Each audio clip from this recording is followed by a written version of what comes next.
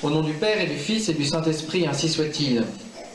Eh bien, chers frères, après avoir, durant de nombreux mois, abordé les différentes vertus chrétiennes et les différents commandements de Dieu et de l'Église dans les prédications dominicales, je voudrais commencer un nouveau cycle qui sera tourné, lui, vers les vérités de la foi.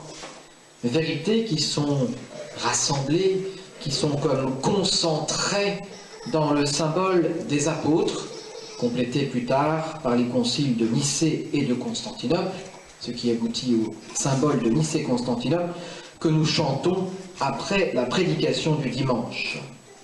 Et je voudrais commencer aujourd'hui par les premiers mots du credo, « Je crois en Dieu ». Et m'arrêter là, ce sera amplement suffisant. Avant de connaître qui est Dieu en particulier, de connaître donc sa nature, de connaître ses attributs, avant de contempler ses œuvres, il faut savoir que Dieu existe. Dieu est-il ou Dieu n'est-il pas? Je voudrais donc, en ce dimanche, rappeler peut-être la connaissance que la foi nous donne, puisqu'il y a ce mot credo qui commence le symbole des apôtres, voir ensuite que cette question de l'existence de Dieu peut aussi être résolue par les lumières naturelles de notre raison, et voir enfin, en conclusion, ce que la foi rajoute à cette connaissance naturelle de l'existence de Dieu que nous pouvons avoir. Rappelons tout d'abord un petit peu, car le credo nous y invite, ce qu'est cette connaissance de foi. Et le catéchisme du Concile de Trente nous signale bien que croire, ce n'est pas la même chose que penser, imaginer, avoir une opinion. Croire, c'est avoir en soi une connaissance ferme. La foi, c'est un acquiescement ferme, inébranlable et constant de notre intelligence au mystère révélé de Dieu. C'est une conviction et une certitude exempte de tout doute. Bien sûr, les vérités que nous connaissons par la foi dépassent les capacités de notre raison. Elles n'ont pas ce qu'on appelle d'évidence intrinsèque, mais cependant elles sont crues de manière fort certaine en raison de l'autorité de Dieu qui ne peut ni se tromper ni nous tromper. Et le catéchisme du Concile de Trente nous dit: si donc il y a de l'orgueil et de l'insolence à ne point ajouter foi aux affirmations d'un homme sage et prudent, et à exiger qu'il prouve ce qu'il avance par des raisons ou par des témoins, quelle ne sera pas la témérité, ou plutôt la folie, de celui qui, entendant la voix de Dieu lui-même, osera demander les preuves de la céleste doctrine du salut. Nous croyons donc ces vérités révélées par Dieu et enseignées par son Église, nous soumettons notre intelligence à la parole de Dieu.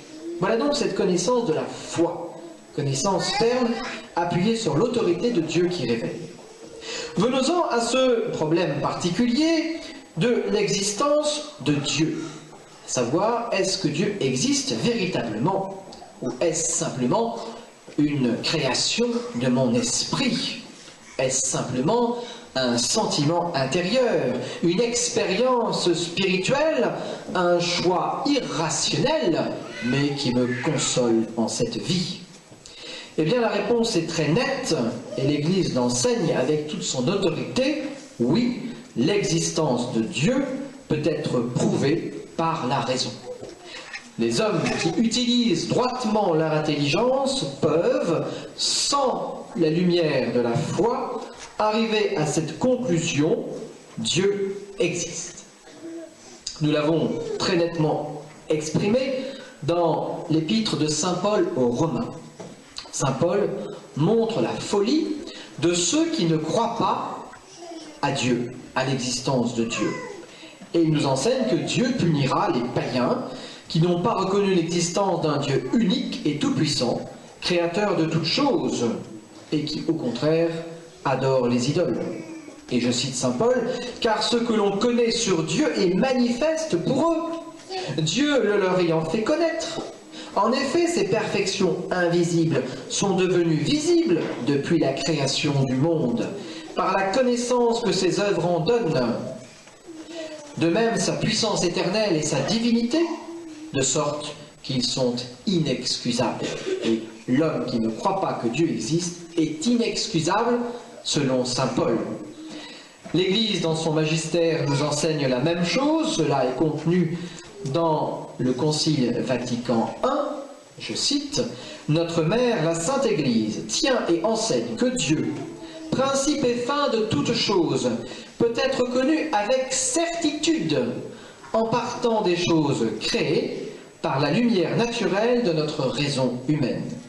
En effet, ces perfections invisibles, depuis la création du monde, sont rendues visibles à notre intelligence par le moyen de ses œuvres. Et nous voyons que cette phrase du Concile Vatican I s'appuie sur saint Paul aux Romains. Saint Pédis de même a exigé par exemple, dans ce qu'on appelle le serment antimoderniste, et que devaient prêter tous ceux qui avaient, et qui normalement ont encore une charge d'enseignement au nom de l'Église, dans ce serment, il y a cette même vérité qui est enseignée que l'intelligence humaine peut arriver certainement à la connaissance de Dieu. Saint Thomas d'Aquin nous le dit également de son côté, et vous connaissez peut-être au moins de nom, je l'espère, les 5 voies qui arrivent à la connaissance de l'existence de Dieu. Oui, Saint Thomas d'Aquin, se servant de la philosophie et de sa rigueur, parvient à l'existence de cet être suprême, nécessaire, infini, premier moteur de toute chose. Le principe est toujours le même, il s'agit d'observer la nature sous un angle ou un autre angle. Il s'agit de se servir du principe de causalité, qui dit que lorsqu'on constate un effet qui ne peut être causé que par une cause unique, à ce moment-là, la cause existe, et on arrive ainsi à l'existence de Dieu.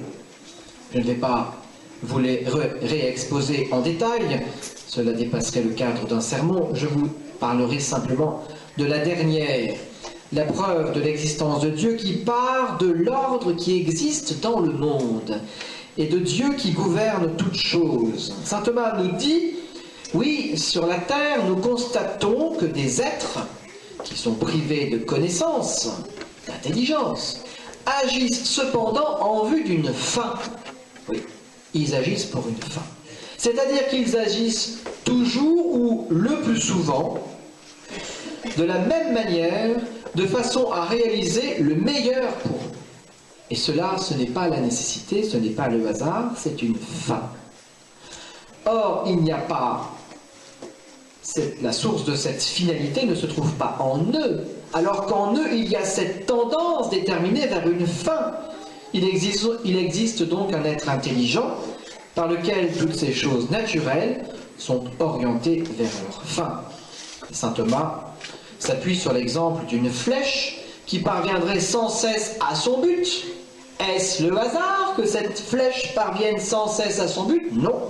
C'est qu'il y a un être intelligent qui s'appelle l'archer, si possible adroit, qui fait en sorte que cette flèche parvienne toujours à son but comme de manière infaillible. Et nous pouvons citer différents auteurs qui, partant de cet ordre extraordinaire, de cette finalité qui existe dans la nature, aboutissent à cette conclusion certaine, oui, il y a un Dieu. Je citerai par exemple le romancier René Bazin qui nous dit « Voyez les roses, elles sont des chimistes merveilleuses. Elles tirent de la terre des couleurs que nous n'y voyons pas et les amènent aux extrémités de leurs tiges à l'état liquide et transparent. Le soleil collabore avec elles. Et voyez les blés, les avoines, les seigles, même les herbes de pré couronnées d'un épi. Jamais l'homme n'a construit des tours si minces, chargées d'un poids si lourd. Quel chimiste plutôt, et quel architecte cela démontre, et tout dit la même chose. » Un autre auteur scientifique, celui-là, célèbre entomologiste, ça veut dire un spécialiste des insectes, un entomologiste, M. Fabre, qui disait « Je ne crois pas en Dieu, je le vois. Oui, dans son observation de la nature, il n'avait plus besoin de la foi dans l'existence de Dieu, il le voyait sans cesse à l'œuvre. Nous croyons donc en Dieu, mais par notre intelligence, nous savons qu'il existe. Cela, évidemment, est différent du modernisme. Le modernisme ne veut pas fonder notre foi sur une certitude, simplement sur le sentiment. C'est ce que nous dit Romano Amerio dans son livre Iota Unum. C'est le propre du modernisme de fonder la croyance sur un sentiment et une expérience du divin au lieu d'une certitude préalable. Quel est donc le rôle de la foi concernant ce point précis de l'existence de Dieu? Eh bien, la foi peut nous aider cependant. La foi, en effet, ouvre aux plus humbles cette voie de la connaissance de Dieu, ceux qui peut-être ne sont pas armés intellectuellement pour faire les raisonnements qui aboutissent à cette conclusion nécessaire: Dieu existe. La foi également nous permet d'arriver à cette connaissance sans risque d'erreur, car nous nous appuyons sur l'autorité de Dieu et non pas sur l'autorité plus fragile de notre intelligence, de notre raison. Et enfin, surtout, si par la raison nous arrivons à la connaissance de l'existence de Dieu, à la connaissance de quelques-uns de ses attributs, nous n'avons pas une connaissance parfaite de Dieu, bien évidemment, alors que la foi nous fait connaître bien plus de choses sur Dieu, une connaissance bien plus profonde qui nous introduit même dans la vie trinitaire. En conclusion, il nous faut croire en Dieu, avoir la foi et savoir que cela est raisonnable, même si les vérités connues par la foi dépassent les capacités de notre raison. La foi également éclaire notre raison. La raison, si vous voulez, est le soubassement de notre foi, mais la foi, à son tour, éclaire notre raison. Le curé d'Ars nous l'enseigne, il nous dit « Ceux qui n'ont pas la foi ont l'âme bien plus aveugle que ceux qui n'ont pas Dieu. Nous sommes dans ce monde comme dans un brouillard. Mais la foi est le vent qui dissipe ce brouillard et qui fait luire sur notre âme un beau soleil. » Pour terminer, nous nous tournerons vers Sainte Thérèse de l'Enfant Jésus, que nous fêtons aujourd'hui, qui a eu dans sa vie de terribles épreuves dans sa foi. Elle a connu ce qu'on appelle la nuit de la foi, et pourtant continué à être attachée à Dieu de tout son cœur et à multiplier les œuvres de la foi et les actes de foi qui lui coûtaient beaucoup, qu'elle ranime notre foi et qu'elle ramène à la foi notre pays de France.